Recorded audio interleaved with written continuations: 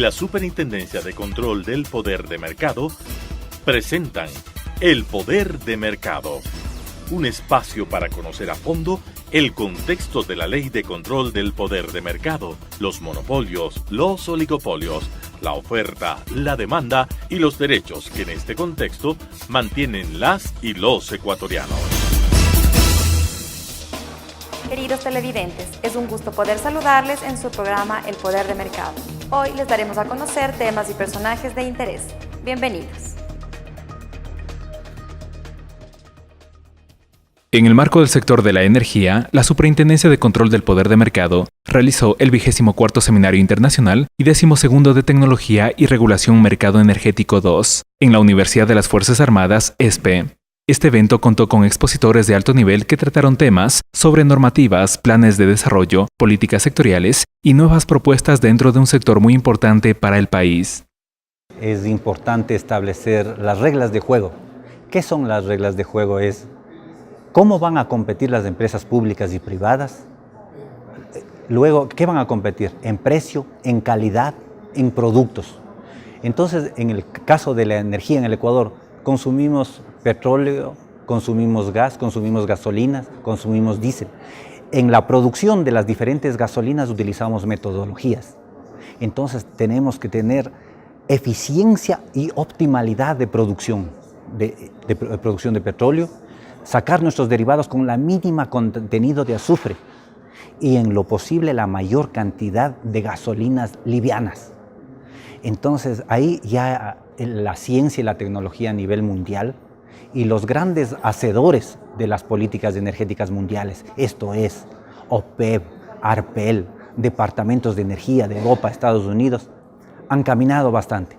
Y podríamos decir que toda esta forma de regular la competencia, garantizar productos, servicios en petróleo, gas y energía, están registrados, están sintetizados en la norma ISO 50001. Entonces, esta norma ISO 50001 ha sido trabajado por organismos de control a nivel internacional y por organismos de producción de petróleo y gas. Entonces, un primer acuerdo fue el año anterior en ARPEL, donde estamos todas las petroleras de América, incluido algunas de Estados Unidos, implementar en estos 5 años la ISO 50001 en el Ecuador. ¿Para qué? Para garantizar eficiencia energética, ahorro, calidad de derivados y, ante todo, mitigación del cambio climático. Por otro lado, Marcelo Neira, director ejecutivo del INER, señala que las empresas públicas tienen la gran responsabilidad de proporcionar a la ciudadanía el servicio energético. Bueno, la Constitución de la República establece que los sectores estratégicos son un ámbito privativo del Estado y en esos están los subsectores de electricidad y también de hidrocarburos. Y es por eso que las empresas públicas del Ecuador son las que tienen bajo su responsabilidad el suministro de este tipo de servicios energéticos a la ciudadanía. Y entonces podría decirse que no existe un mercado de oferta y demanda y de competencia, sino más bien es un mercado totalmente regulado por las agencias correspondientes, tanto en el sector hidrocarburífero como en el eléctrico. En el 24º Seminario Internacional y 12º de Tecnología y Regulación Mercado Energético 2, realizado por la Superintendencia de Control del Poder de Mercado, se promovió un manejo eficiente e innovador, así como la prestación de servicios de calidad en el sector energético del país, optimizando sus recursos naturales. En el programa El Poder de Mercado continuamos con la tercera parte de la entrevista con David Harvey, destacado geógrafo y teórico inglés. En esta ocasión hablará sobre temas controvertidos como el socialismo del siglo XXI y el problema de las concentraciones económicas en el modelo de acumulación capitalista. Harvey aborda el concepto antineoliberal dentro de las ideas del siglo XXI de forma muy crítica, tomando en cuenta el contexto de crisis general que atraviesa el capitalismo en el mundo. Puede existir un modelo antineoliberal que no sea anticapitalista.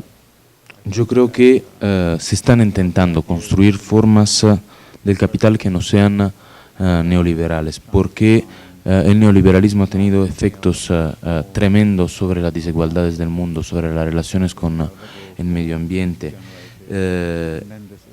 Y hay una parte de los capitalistas, de una parte del capital que ve que se ha ido demasiado allá en esa dirección y están pensando formas de capital que sean más éticas, más igualitarias, menos inclines a la crisis, más balanzadas, con más balances, y armoniosa tanto en las relaciones entre los estados como en las relaciones con la naturaleza, y que hay un movimiento por parte también de la clase capitalista, a reconocer y moverse en otra dirección respecto a los excesos del neoliberalismo.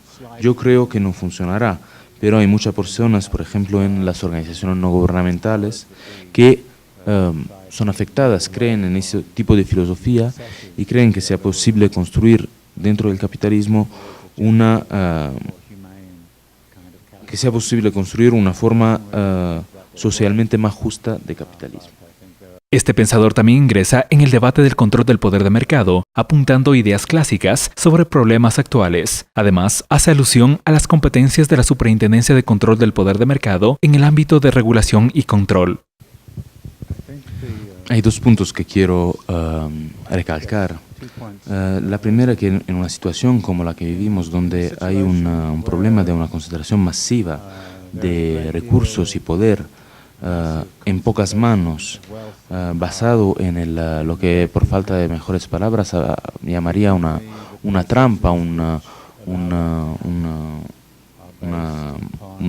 capacidad de subvertir, monopolizar los mecanismos de mercado, el poder de las corporaciones y del capital, y entonces hay una función, una necesidad de restringir, controlar los mecanismos a través de los cuales estos grupos de poder, estas corporaciones, estas familias ricas ganan más y más poder a través de una violación de lo que yo entiendo ser las reglas del mercado. Pero también hay un segundo punto, y es que a un momento dado tenemos que empezar a hablar de cómo reducir la posibilidad de una apropiación privada de la riqueza social, es decir, reducir el rol, la función del mercado. Entonces la institución que tú mencionas es sustancialmente una institución que tiene como función la de controlar y garantizar sobre la legitimidad y la lealtad.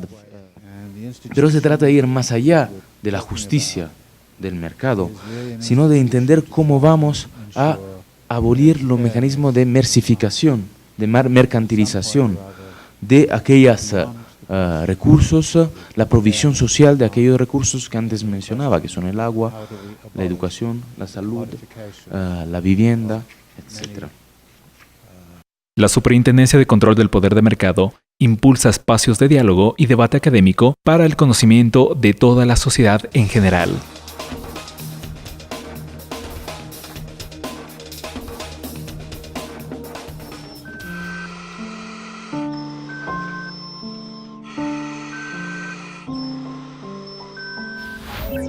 En Argentina, desde 1997, el 95% del oxígeno envasado era controlado por apenas 4 empresas. Las mismas decidieron confabularse mediante acuerdos de precios, repartición de cartera de clientes y prácticas desleales de la competencia, dejando al mercado argentino de oxígeno envasado atado de manos sin opción a un sustituto para el producto. Para el 2007, la Autoridad de Control del Estado concluyó su indagación, dando como resultado una multa de más de $23 millones en contra de las empresas antes mencionadas. Y aunque la sentencia aún se encuentra en apelación, nos deja claro que es necesario controlar las prácticas de las empresas en el mercado cuando abusan de él. Infórmate en www.scpm.gov.es. Libre mercado. ¿Cómo? ¿Libertad de qué? Sí, libertad de mercado. Todos los productores compiten por ofrecer su producto al mejor precio posible. Es justo y a la final es la gente la que sale ganando, pues tiene diversidad de productos y el precio lo regula la misma demanda. Bacán suena mi pana, pero mira, en tu dibujo yo borro a Ed. Estos se ponen de acuerdo y tenga tu libertad de mercado. Suben el precio a lo que le da la gana y luego, ¿a quién le vas a comprar? A ellos mismos, pues. Ay vos, sigues en el pasado. Es obligación del Estado controlar a los monopolios. Ya dice. ¿Y tú crees que esto suceda, sabiendo cómo son esta empresa de esa vida? Sucederá y sucedió. Fíjate en El Salvador, donde las 3 únicas empresas harineras se pusieron de acuerdo para de un día al otro subir el precio de sus productos, sin más razón que la codicia. Pero allí el Estado se paró duro e hizo respetar la ley. Lo importante no es quejarse, sino informarse. Infórmate en www.scpm.gov.es.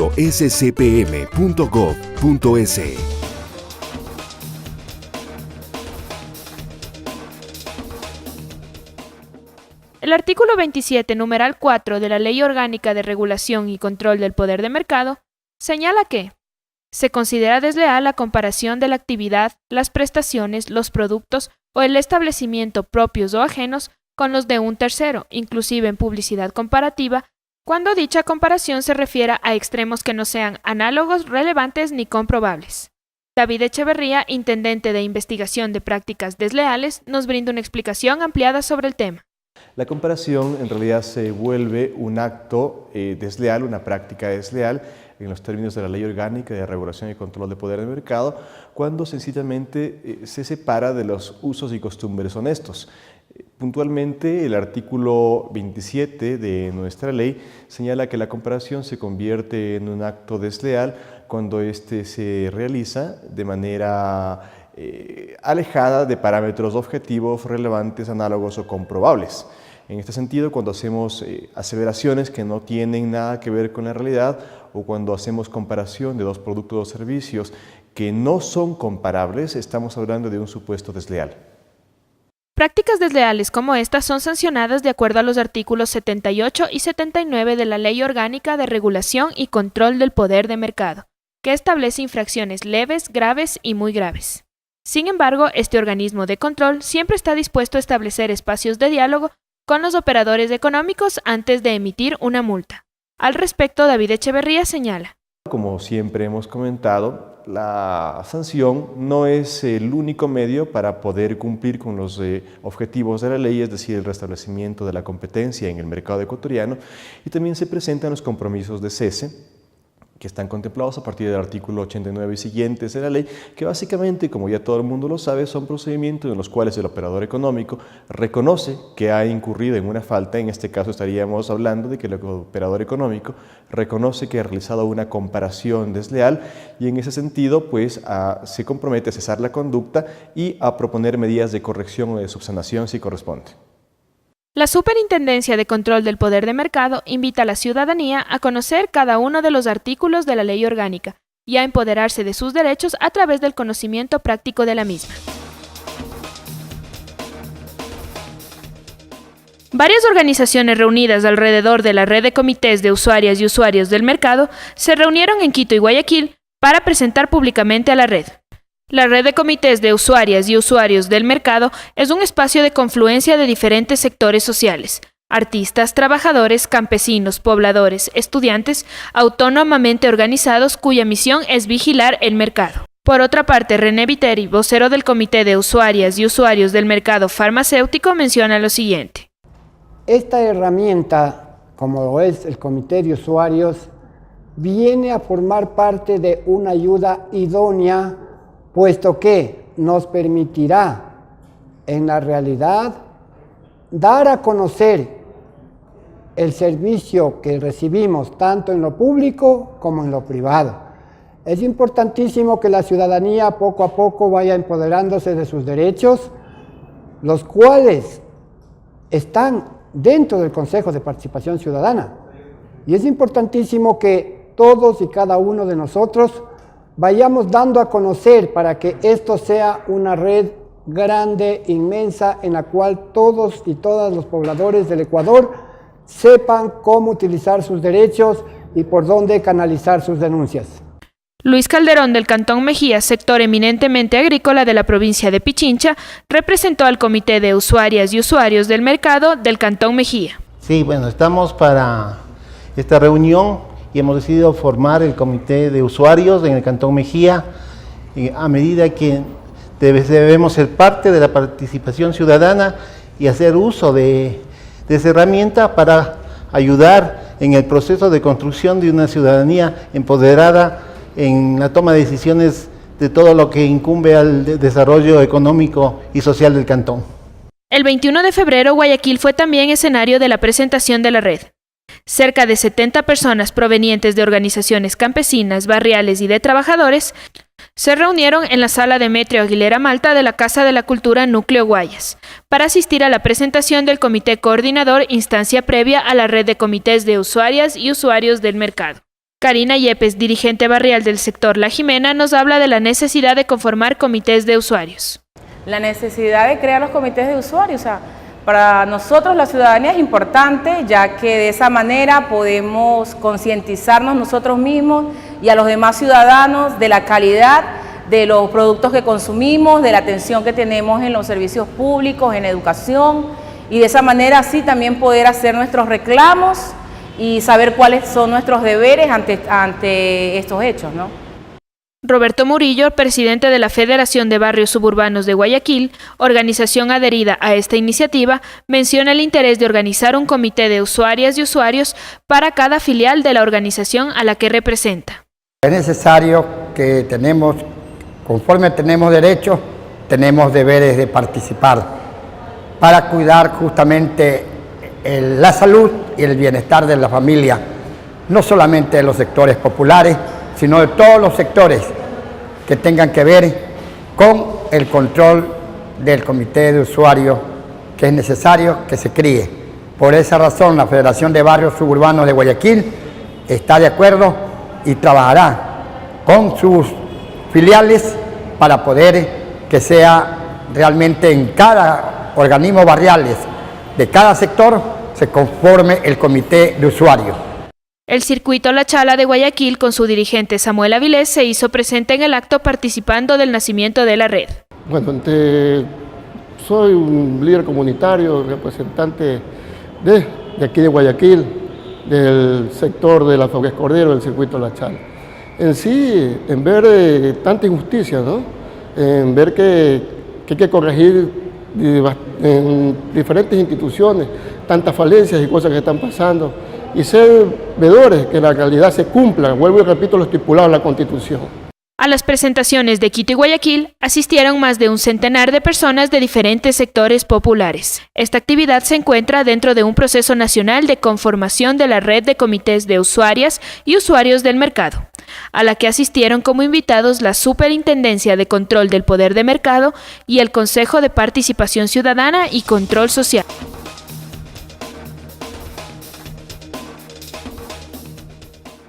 ¿Sabes qué es un cartel? No me refiero a una publicidad, no, tampoco a una novela policial, en algo se parece.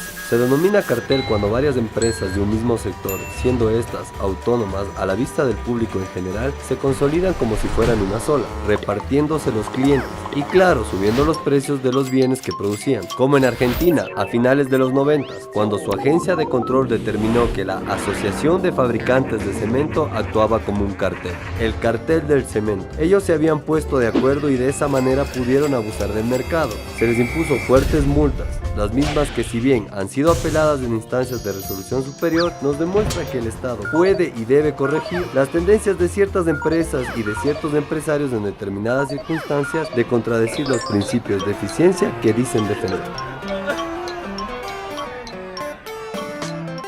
Infórmate en www.scpm.gov.es. ¿Dónde está el poder? Si te lo pregunto así, tal vez tu mirada se dirija a la dirección equivocada.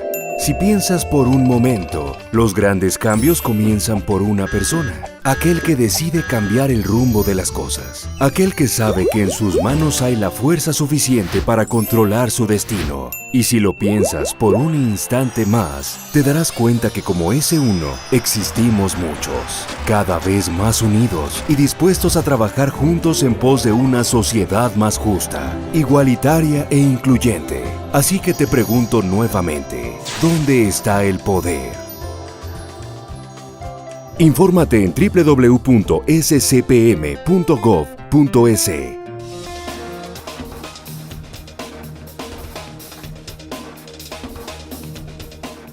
En la segunda entrega del reportaje acerca del desarrollo de las transnacionales, le invitamos a conocer el funcionamiento y estrategias utilizadas a nivel de los estados. Las transnacionales evidencian su gran poderío económico en cada uno de los países donde operan. De acuerdo a cifras de la Conferencia de las Naciones Unidas sobre Comercio y Desarrollo en el 2011, las transnacionales cuentan con una participación en el Producto Interno Bruto Mundial del 10% y sus exportaciones son el 33% del total de exportaciones mundiales. A partir de la crisis en los países desarrollados, se observa que existe un crecimiento de multinacionales de los países. Estados Unidos más 8 empresas, China más 6 empresas, Japón más 3 empresas, India más 2 empresas y Rusia más 2 empresas. La permanencia de las transnacionales en el mundo se debe a su relación con los estados. Por ello, el fenómeno del endeudamiento americano es transferir recursos del gobierno para el sector financiero. Se considera como una intervención del Estado para ayudar a las corporaciones. Las empresas e industrias del sector real entregan sus recursos vía impuestos al gobierno central y el gobierno salva al sector financiero. Los países emergentes han experimentado un aumento en su crecimiento, producto del aumento de la demanda de materias primas por parte de China, que ha llevado a un aumento colosal de las exportaciones. Esta diferencia entre las exportaciones e importaciones ha resultado en un aumento de divisas de estos países y por ende de sus reservas de libre disponibilidad. En la actualidad, los países emergentes tienen grandes cantidades de recursos, y por otro lado, países del norte están muy endeudados, razón por la cual no tienen dinero para invertir en el sector real. Un análisis realizado a las empresas más grandes del mundo establece que 5 son estatales y las otras 5 tienen una fuerte presencia estatal. Este es un fenómeno importante. La supervivencia del sector privado está refugiándose en el Estado. A partir del año 2008, en Estados Unidos y la Unión Europea se defendió a las empresas que estaban en crisis, con el argumento que eran demasiado grandes para quebrar. Los 10 más grandes gestores de fondos en el mundo controlan 33% de los activos. 549 de ellos tienen el 66% de todos los fondos mundiales de activos financieros. Es decir, existe una gran concentración de recursos en pocas empresas. El valor total del mercado de las mayores empresas en 1980 era de 12 trillones de dólares y en el 2010 el valor de mercado estaba en 26 trillones de dólares. En la actualidad se está gestando un fenómeno de gran importancia, el de la participación de las empresas estatales entre las empresas más importantes del mundo. La Conferencia de las Naciones Unidas sobre el Comercio y Desarrollo subraya que un número creciente de empresas de los países desarrollados opta como fórmula de maximización del beneficio impulsar procesos de deslocalización hacia economías en desarrollo y de transición de bajos salarios. Esta estrategia se ve favorecida por la disminución de la capacidad de negociación por parte de los trabajadores y el aumento correlativo de la fortaleza empresarial debido al aumento del riesgo de pérdida de empleo. Los posibles impactos que tendrían la falta de control a estas grandes corporaciones se evidencian con estudios internacionales relacionados al tema. España, por ejemplo, destaca que el 71.8% de la evasión fiscal procede de grandes corporaciones y patrimonios, con una pérdida en ingresos al año de más de 42.000 millones de euros para las arcas públicas. Para el caso español se observa que 7 grandes multinacionales tecnológicas como Yahoo, Apple, Google, Facebook, Microsoft, eBay y Amazon, cuyas cifras de ventas totales han sido de casi 310 millones de euros, solo en el 2011 han pagado menos de 9 millones de euros de impuestos. Las disputas de empresa-estado no se han hecho esperar. Hasta la fecha han existido 317 disputas entre estados y empresas, de las cuales 201 han pasado por el Centro Internacional de Arreglo de Diferencias Relativas a Inversiones, 83 por Naciones Unidas, 17 por la Cámara de Comercio de Estocolmo, 5 por la Cámara Internacional de Comercio. Se han involucrado 77 países, 47 en vías de desarrollo, 17 países desarrollados y 13 con economías en transición. Para el año 2008 se concluyeron 96 casos donde los estados fueron favorecidos, en 51 casos y 45 a favor de los inversionistas. Sin embargo, hay 48 casos sin continuidad tras las negociaciones y 142 todavía siguen pendientes de resolución. Esto ha sido todo por hoy en su programa El Poder de Mercado. Le esperamos la próxima semana con temas y personajes de interés. Recuerde visitar nuestra página web www.scpm.gov.es y seguirnos en las redes sociales que aparecen en pantalla. Una buena semana, hasta la próxima.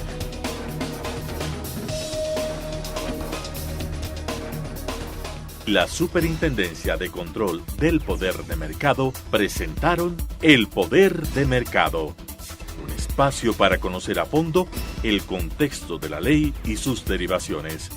Volveremos la próxima semana y continuaremos en contacto en procura de la defensa de los derechos de las y los ecuatorianos.